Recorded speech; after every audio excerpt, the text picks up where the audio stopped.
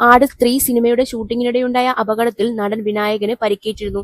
കഴുത്തിലെ ഞരമ്പുകൾക്ക് ക്ഷതമുണ്ടായതായും ചികിത്സ വൈകിയാൽ തളർന്നു പോകുമായിരുന്നുവെന്നും വിനായകൻ തന്നെ മാധ്യമങ്ങളോട് പറഞ്ഞിരുന്നു. എന്നാൽ ഇതിന് പിന്നാലെ വിനായകന് നേരെ സൈബർ ആക്രമണവും ഉണ്ടായി.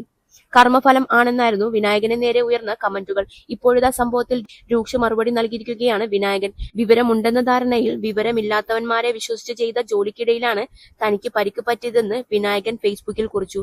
വിനായകന്റെ കുറിപ്പ് ഇങ്ങനെ: വിനായകന്റെ കൂടെയുള്ള ജനം ഇപ്പോഴും വിനായകന്റെ കൂടെ തന്നെയുണ്ട്. അതിന്റെ എണ്ണം കൂടിയിട്ടേയുള്ളൂ. നിന്റെയൊക്കെ വീട്ടില് അമ്മയും അച്ഛനും ഭാര്യയും മക്കളും തളർന്നു കിടക്കുമ്പോൾ നീയൊക്കെ തൊലിച്ചാൽ മതി. വിനായകൻ എപ്പോ ചാവണമെന്ന് കാലം തീരുമാനിക്കും. നിന്നെയൊക്കെ പോലെ ചെറ്റപൊക്കാനോ ഗർഭം കലക്കാനോ പോയപ്പോൾ പറ്റിയ പരിക്കല്ല.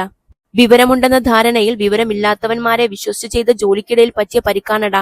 വിനായകൻ ചത്താലും ജീവിച്ചാലും ഈ ലോകത്ത് ഒന്നും സംഭവിക്കാനില്ല. കർമ്മ എന്താണെന്ന് നീയൊന്നും വിനായകനെ പഠിപ്പിക്കേണ്ട.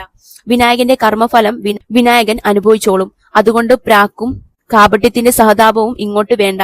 എന്റെ തന്തയും ചത്തു, സഖാവ് VS ഉം ചത്തു, ഉമ്മൻചാണ്ടിയും ചത്തു, ഗാന്ധിയും ചത്തു, നെഹ്റുവും ചത്തു, ഇന്ദിരയും ചത്തു, രാജീവും ചത്തു, കരുണാകരനും ചത്തു, ജോർജ് ഈഡനും ചത്തു. നിന്റെയൊക്കെ അമ്മയുടെ നായര് ചാണ്ടിയാണേൽ അയാളും ചത്തു ചത്തു ചത്തു ചത്തു. അഹംഭവിച്ചവനല്ല വിനായകൻ, അഹംകരിച്ചവനാണ് വിനായകൻ. കാലം എന്നെ കൊല്ലുന്നതുവരെ ഞാൻ സംസാരിച്ചു കൊണ്ടേയിരിക്കും. ജയ് ഹിന്ദ്, മേരി ക്രിസ്മസ് എന്നുമായിരുന്നു വിനായകന്റെ വാക്കുകൾ.